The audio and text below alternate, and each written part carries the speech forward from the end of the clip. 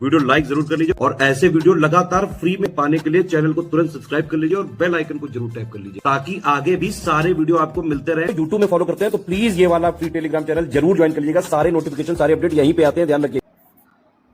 नमस्कार दोस्तों, exam preparation के यूट्यूब चैनल पर मैं प्रियंका एक बार फिर से आप सभी का बहुत बहुत स्वागत करती हूँ। आज हम लोग पॉलिटी का मैंने टॉपिक लिया है। भारतीय संविधान के भाग पढ़ेंगे, उनसे संबंधित अनुच्छेद हैं, साथ में ही अनुसूची भी देखेंगे। इनसे प्रश्न अक्सर करके आपको मैच करने के लिए आता है या फिर दिया जाता है इनमें से कौन सा करेक्ट नहीं है, या फिर पूछ लिया जाता है कौन से सही पेयर्स दिए गए हैं। तो ऐसे प्रश्नों के लिए आपको तैयार रहना है। जो भी टॉपिक डेली चल रहे हैं उनको प्रॉपर करते रहिए, 2-3 बार रिवाइज ज़रूर कीजिए, क्योंकि वीडियो सुन लेने मात्र से आपको प्रिपेयर नहीं होगा। आपको जो चीज़ें नहीं याद हो रही, क्वेश्चन लगाइए, फिर उनको दोबारा रिवाइज कीजिए। यूपी पीसीएस के लिए सीरीज़ चल रही है, नया कोर्स भी लॉन्च हो चुका है, आप परचेज़ कर सकते हैं अगर इंटरेस्टेड हैं। इसके अलावा आरओ एग्ज़ाम के लिए जो भी बच्चे अभी परेशान हैं, अभी भी ठीक ठाक समय है, आप प्रिपरेशन कर सकते हैं। अभी स्टडी फॉर सिविल सर्विसेज का नया कोर्स लॉन्च हुआ है जिसमें आप प्रीलिम्स के लिए बहुत बेहतर कंटेंट आपको दिया जा रहा है। वीडियो रिकॉर्डेड क्लासेस हैं, सारी दी जाएंगी। उसमें टेस्ट सीरीज़ है, जो भी जीएस के सब्जेक्ट्स हैं, हिंदी है, इन सभी का कंप्लीट कोर्स मात्र 800 रुपये में दिया जा रहा है। आप गूगल प्ले स्टोर से स्टडी फॉर सिविल सर्विसेज का ऐप डाउनलोड करेंगे, आपको कोर्स मिल जाएगा। और ज्ञान से कूपन कोड है, अभी 20% का डिस्काउंट चल रहा है, तो आपको 800 रुपये में अवेलेबल हो जाएगा। और कई बार ये कोर्सेज और भी कम प्राइस में आ जाते हैं, कभी कभी 50% तक का डिस्काउंट मिल जाता है, पर अभी ये 800 का है।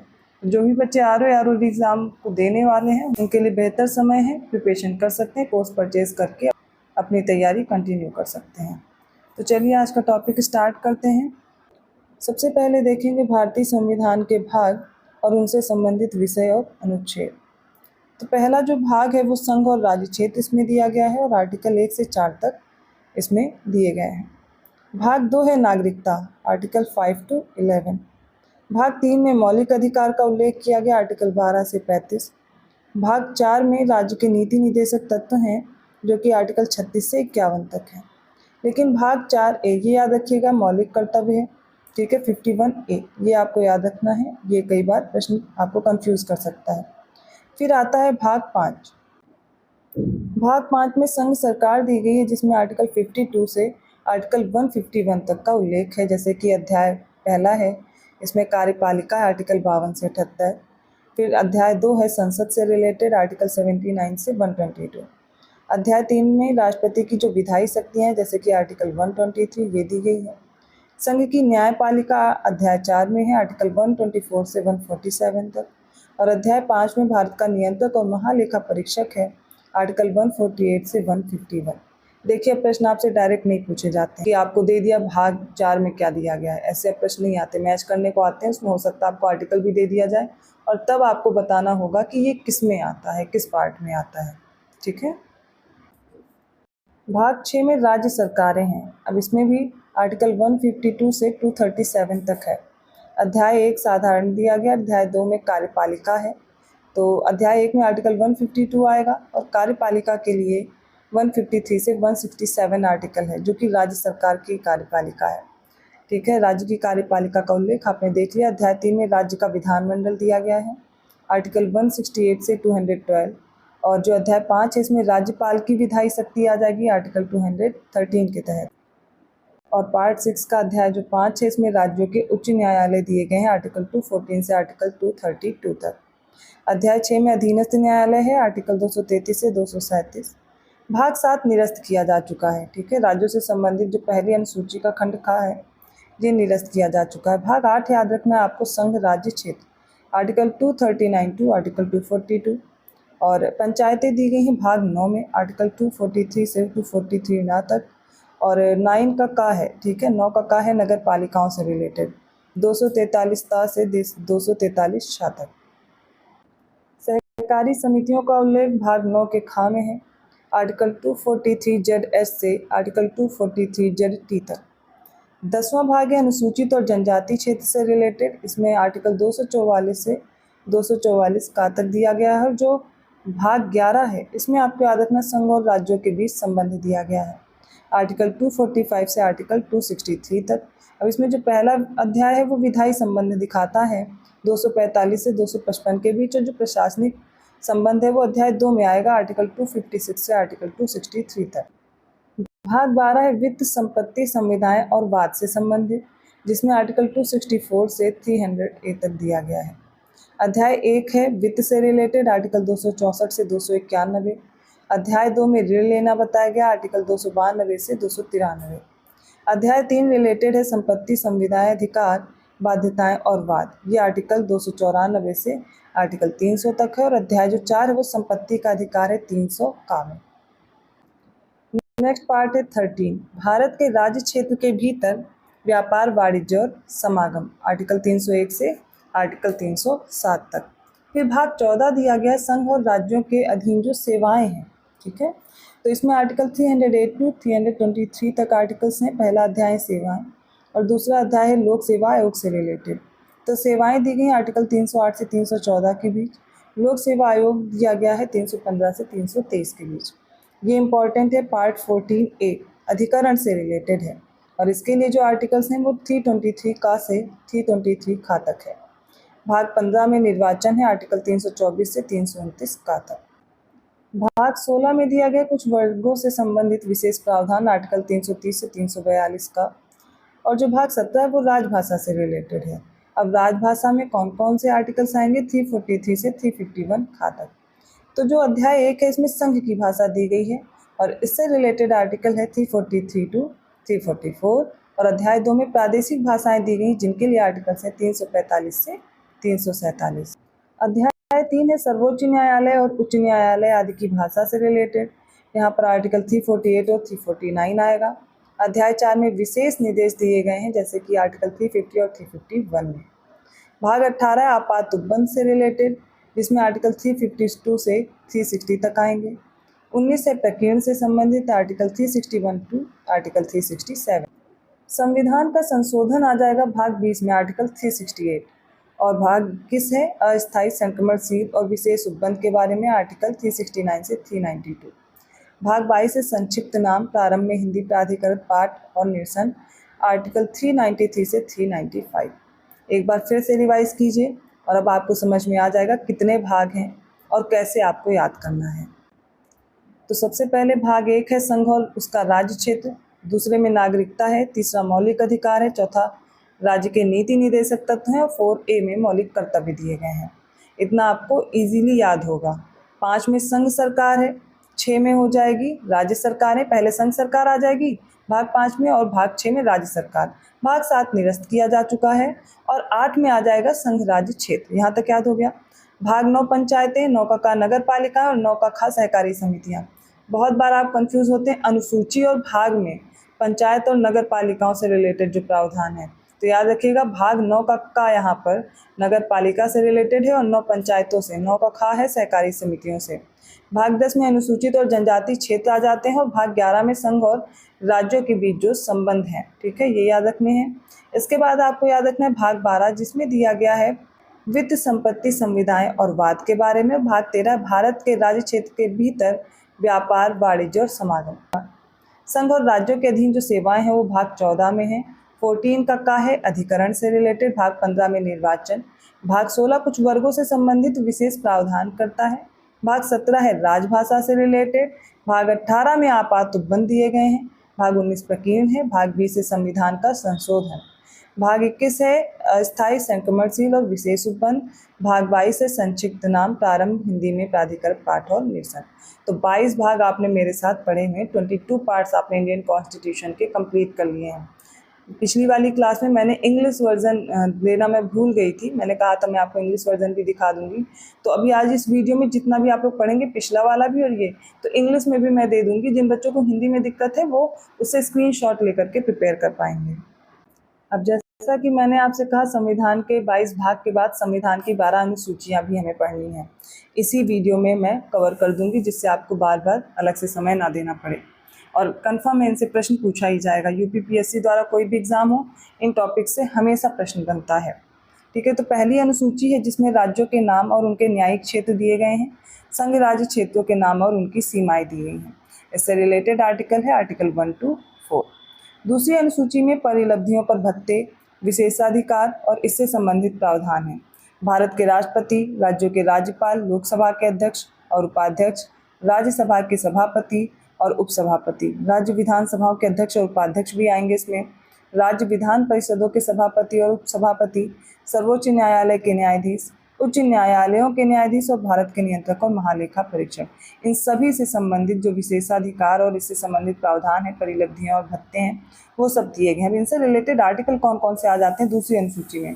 प्रश्न आपसे बन सकता है कोई भी आर्टिकल देकर के ये किस अनुसूची में आता है। तो यहाँ पर आर्टिकल 59 है, 65 है, 75 है, 97, 125, 148, 158, 164, 186 और 221 ये सारे दूसरी अनुसूची से संबंधित अनुच्छेद हैं।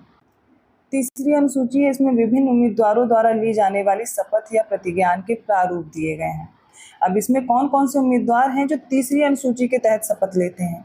संघ के मंत्री, संसद के लिए निर्वाचन हेतु अभ्यर्थी, संसद के सदस्य, सर्वोच्च न्यायालय के न्यायाधीश, भारत के नियंत्रक और महालेखा परीक्षक, राज्य मंत्री, राज्य विधानमंडल के लिए निर्वाचन के लिए जो अभ्यर्थी हैं, राज्य विधानमंडल के सदस्य और उच्च न्यायालयों के न्यायाधीश। अब आपके लिए होमवर्क है कि कमेंट करके आप बताएंगे कौन कौन से व्यक्ति हैं जो तीसरी अनुसूची के तहत अपनी शपथ नहीं लेते। इसमें आर्टिकल आ जाएगा 75, 84, 99, 124, 148, 164, 173, 188 और 290। तो जब अनुसूची में कराऊंगी कंप्लीट, मैं एग्जाम से पहले करा दूंगी, एक ही वीडियो में सारी जितने भी आर्टिकल्स हैं वो एक्सप्लेन कर दूंगी और कोशिश करूंगी ऐसे पढ़ा दूं कि आपको उसी वीडियो में लर्न हो जाए। बस 2-3 बार आपको वीडियो प्ले करके देखना होगा रिवीजन के लिए।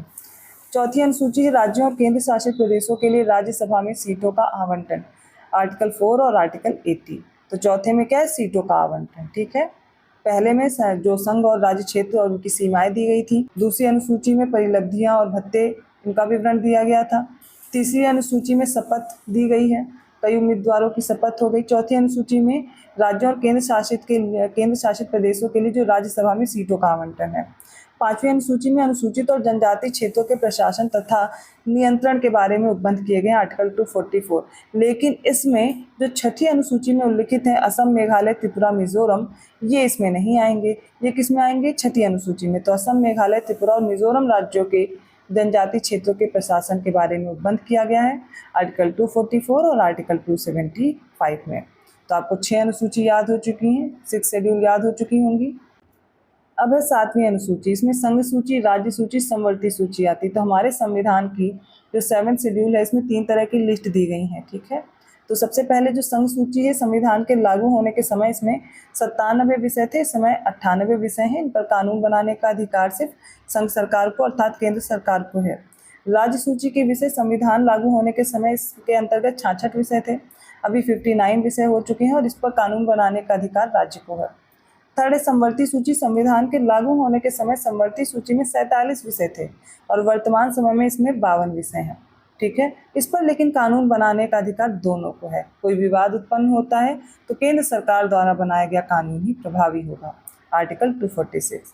अब 8th शेड्यूल देख लीजिए, संविधान द्वारा मान्यता प्राप्त भाषाएं दी गई हैं। जब हमारा संविधान बन करके तैयार हुआ, मूल रूप से इसमें 14 भाषाएं थी, अभी कितनी है, 22 हो चुकी हैं। तो ये 22 हुई कैसे, कुछ संविधान संशोधन किए गए जिनके द्वारा जोड़ी गई। अब देखिए, असमिया, बांग्ला, बोडो, डोगरी, गुजराती, हिंदी, कन्नड़, कश्मीरी, कोंकणी, मैथिली, मलयालम, मणिपुरी, मराठी, नेपाली, ओडिया, पंजाबी, संस्कृत, संथाली, सिंधी, तमिल, तेलुगु, उर्दू और सिंधी भाषा, ये बाद में जो ऐड की गई हैं वो देखते चलेंगे। जैसे पहले तो 14 भाषाएं थी, 22 कैसे हुई, तो पहला संविधान संशोधन इस 8वीं अनुसूची में हुआ 21वां 1967 में, जिसके जरिए से सिंधी भाषा जोड़ी गई। फिर कोंकणी, मणिपुरी और नेपाली जोड़ी गई। ठीक है, ये किससे, 1992 का 71वां संविधान संशोधन अधिनियम आता है। उसके बाद 2003 में 92वें संविधान संशोधन के द्वारा बोडो, डोगरी, मैथिली और संथाली जोड़ी गई। ठीक है, अब इनसे रिलेटेड आर्टिकल कौन से हैं, 344 और 351। तो इनसे रिलेटेड जितने भी संशोधन हैं अनुसूचियों से रिलेटेड, वो भी आप देखते चल रहे हैं। तो मूल रूप से जब संविधान बनके तैयार हुआ तो कितनी अनुसूची थी, केवल 8 थी, बाद में ये 12 हो गई। अभी 12 कैसे हो गई, तो वो भी संविधान संशोधन के जरिए से जोड़ी गई। एक और फैक्ट है, ये जो अनुसूची 8 है उसमें उड़िया का नाम बदल करके 2011 में ओडिया कर दिया गया था। ठीक है, अब जो 9th शेड्यूल है, 9वीं अनुसूची है, ये हमारे मूल संविधान का भाग नहीं थी, बाद में जोड़ी गई। तो भू सुधारों और जमींदारी प्रणाली के उन्मूलन से संबंधित राज्य विधानमंडलों और अन्य मामलों से संबंधित संसद के अधिनियम और विनियमन मूलतः 13, परंतु वर्तमान में 282 हैं इसमें जो कानून सम्मिलित किए गए हैं, जो अधिनियम सम्मिलित किए गए हैं। इस अनुसूची को पहले संशोधन 1951 द्वारा मूल अधिकारों के उल्लंघन पर इनके आधार पर न्यायिक समीक्षा से इससे सम्मिलित कानूनों से बचाने के लिए जोड़ा गया था। तथापि उच्चतम न्यायालय ने निर्णय दिया कि इस अनुसूची में जो 24 अप्रैल 1973 का केशवानंद भारती मामला था, उसके बाद से सम्मिलित कानूनों की न्यायिक समीक्षा की जा सकती है। उससे पहले के जो भी अधिनियम उसमें हैं, जो भी ऐड किए गए हैं विषय, उन पर न्यायिक समीक्षा नहीं हो सकती। आर्टिकल 31 था। 10वीं अनुसूची दल बदल के आधार पर संसद और विधानसभा के सदस्यों की निरर्हता के बारे में उपबंध। इस अनुसूची को 52वें संविधान संशोधन अधिनियम 1985 द्वारा जोड़ा गया और इसे दल बदल विरोधी कानून भी कहा जाता है। आर्टिकल 102 और 191।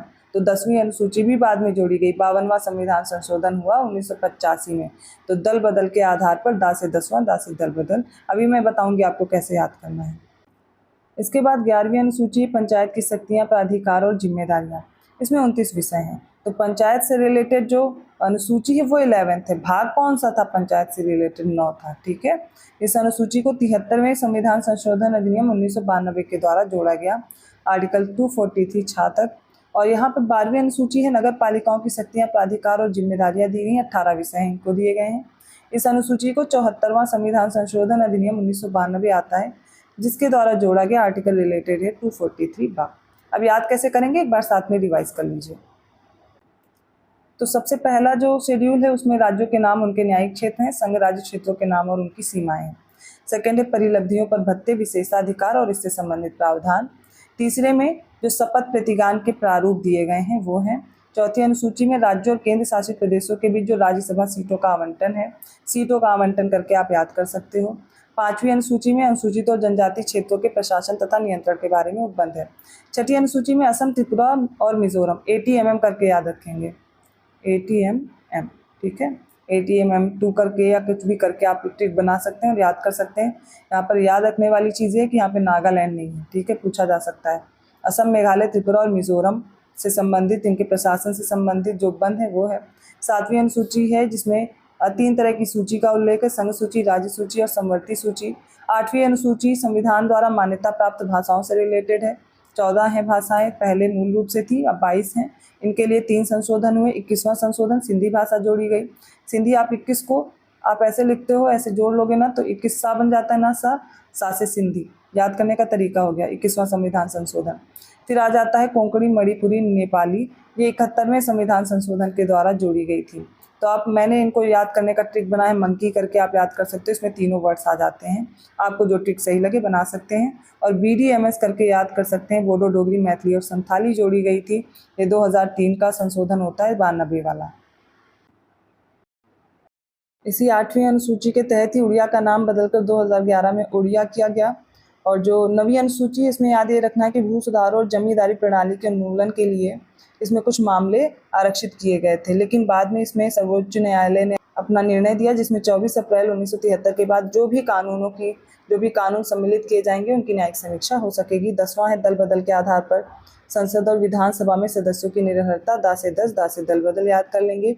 11वां पंचायत से और 12वां नगर पालिका से है। तो 11वीं अनुसूची जो है इसमें पंचायत दी गई है, जबकि हम लोगों ने जब पार्ट पढ़े थे तो याद कीजिए किसमें था, 9 में था ना पंचायतें। फिर 9 के काम में आपने देखा था कि नगर पालिकाएं थी, फिर सहकारी समिति 9 के खा। यहाँ पर 11 और 12 याद रखना है। पंचायत से संबंधित प्रावधान है, 29 विषय हैं। और 12वीं अनुसूची में नगर पालिका से संबंधित प्रावधान है, जिसमें 18 विषय हैं। तो ये आपके कंप्लीट हो गए पार्ट और उसके साथ साथ शेड्यूल्स। एक और बहुत इंपॉर्टेंट टॉपिक है जो मैं आज इसी वीडियो में कवर करना चाहूँगी, जिससे आपके वो इंपॉर्टेंट टॉपिक जिनसे प्रश्न आएंगे ही आएंगे वो आप पहले कर लीजिए। ठीक है, तो भारतीय संविधान के प्रमुख स्रोत देखने वाले हैं। हमारे संविधान में ज़्यादातर प्रावधान 1935 का जो भारत शासन अधिनियम आया था उससे लिए गए थे, लेकिन उसके बावजूद भी कुछ प्रावधान ऐसे हैं जो अन्य देशों से देख करके हमने ग्रहण किए हैं। तो उनको याद करना रहेगा और प्रश्न इनसे पूछे जाते हैं, मैच करने को आता है। ठीक है, या फिर कौन सा मैच नहीं है, इस तरीके के प्रश्न बनते हैं। तो सबसे पहले जानेंगे कि ऑस्ट्रेलिया के संविधान से क्या क्या लिया गया है। यहाँ पर समवर्ती सूची, व्यापार, वाणिज्य और समागम की स्वतंत्रता और संसद के दोनों सदनों की जो संयुक्त बैठक का प्रावधान है ऑस्ट्रेलिया के संविधान से लिया गया है। जर्मनी का वाइमर संविधान, यहाँ से आपातकाल के समय जो मूल अधिकारों का स्थगन है वो लिया गया। आपातकाल नहीं लिया गया है, आपातकाल के समय जो मूल अधिकार स्थगित हो जाते हैं वो लिया गया है। सोवियत संघ पूर्ववर्ती इसका नाम था सोवियत संघ। तो यहाँ से क्या लिया गया है, मूल कर्तव्य और प्रस्तावना में जो न्याय, सामाजिक, आर्थिक, राजनीतिक, 3 तरह के न्याय का उल्लेख किया गया। इसका आदर्श कहाँ से लिया गया, सोवियत संघ से। तो मूल कर्तव्य लिए गए हैं, प्रस्तावना नहीं ली गई है। प्रस्तावना में जो न्याय दिया गया है, सामाजिक, आर्थिक, राजनीतिक, इनका आदर्श वहाँ से लिया गया है। फ्रांस के संविधान से गणतंत्रात्मक और प्रस्तावना में स्वतंत्रता, समता और बंधुता के आदर्श भी फ्रांस के संविधान से लिए गए हैं। दक्षिण अफ्रीका के संविधान से संविधान में जो संशोधन की प्रक्रिया है और राज्यसभा के सदस्यों का जो निर्वाचन दिया गया, याद रखिएगा, वो दक्षिण अफ्रीका के संविधान से है। जापान के संविधान से विधि द्वारा स्थापित प्रक्रिया ली गई है। अब जो भारत शासन अधिनियम 1935 से प्रश्न बनते हैं, यहाँ से संघीय तंत्र लिया गया है, राज्यपाल का कार्यालय लिया गया है, न्यायपालिका, लोक सेवा आयोग, आपातकालीन उपबंध। फिर ब्रिटेन का संविधान है, यहाँ से संसदीय शासन, विधि का शासन, विधायी प्रक्रिया, एकल नागरिकता, मंत्रिमंडल प्रणाली, परमाधिकार लेख, संसदीय विशेषाधिकार और द्विसदनवाद। ये सब कहाँ से लिया गया है, ब्रिटेन के संविधान से। संयुक्त राज्य अमेरिका का संविधान, मूल अधिकार यहाँ से लिया गया है। तो आपको याद रखना, यूएसए से फंडामेंटल राइट्स लिए गए हैं। न्यायपालिका की स्वतंत्रता, न्यायिक पुनरावलोकन का सिद्धांत, उपराष्ट्रपति का पद, उच्चतम न्यायालय और उच्च न्यायालय के न्यायाधीशों को पद से हटाए जाना और राष्ट्रपति पर महाभियोग। आयरलैंड के संविधान से लिया गया है राज्य के नीति निर्देशक सिद्धांत, राष्ट्रपति की निर्वाचन पद्धति, राज्यसभा के लिए सदस्यों का नामांकन। ठीक है, ये सब कहाँ से लिया गया, आयरलैंड से। फिर आप देखेंगे कनाडा का जो संविधान है, यहाँ से सशक्त केंद्र के साथ जो संघीय व्यवस्था है वो दी गई है। अवशिष्ट शक्तियाँ केंद्र में निहित होती हैं, ये भी कनाडा से लिया गया है। केंद्र द्वारा राज्य के राज्यपालों की नियुक्ति और उच्चतम न्यायालय का परामर्शी न्याय निर्णय, ये भी कहाँ से, कनाडा के संविधान से। तो आज हम लोगों ने 3 टॉपिक कवर किए हुए हैं। इसके साथ मैं आपको अब इंग्लिश वर्जन भी दिखा देती हूँ, जिससे आपको प्रिपेयर करने में ईजी रहे। सबसे पहले ये पार्ट्स आप देख सकते हैं, ठीक है, इनका आप स्क्रीनशॉट ले करके प्रिपेयर कर लेंगे। जिनको भी इंग्लिश लैंग्वेज में देखना है उनके लिए है, बाकी जो हिंदी वर्जन वाला देख रहे हैं उनके लिए दे दिया गया है, मैंने बता दिया है। तो ये पार्ट्स हो गए। शेड्यूल भी देख लीजिए, फर्स्ट शेड्यूल है, सेकंड है, third, fourth, fifth, six, seventh, eighth हो गई है, एट्थ के बाद 9th शेड्यूल, और ये 10th और 11th 12th, और ये sources of Indian constitution.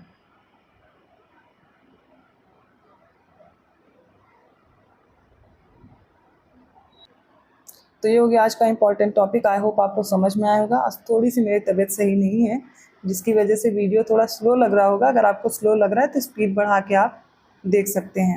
Video अच्छा लगा तो प्लीज़ लाइक कीजिए, चैनल को सब्सक्राइब कीजिए और लोगों को शेयर करते रहिए। कहीं भी कोई डाउट लग रहा है आप कमेंट करके पूछ सकते हैं। आर ओ री एग्ज़ाम की प्रिपरेशन करनी है तो मैंने बताया आपको कोर्स अवेलेबल हो गया है गूगल प्ले स्टोर से। स्टडी फॉर सिविल सर्विसेज का ऐप डाउनलोड कर लीजिए और आपको कोर्स मिल जाएगा मात्र 800 रुपये में। लेकिन ज्ञान सर जरूर कूपन कोड अप्लाई कीजिएगा तो। और यूपीपीसीएस का भी नया कोर्स लॉन्च हो चुका है, जो अभी रिवीजन के लिए बहुत इंपॉर्टेंट है। अभी भी समय है आपके प्री के लिए, तो आप आराम से तैयार कर सकते हैं। तो ऐसे ही कंटेंट के साथ मैं मिलती हूँ नेक्स्ट वीडियो में। तब तक के लिए धन्यवाद।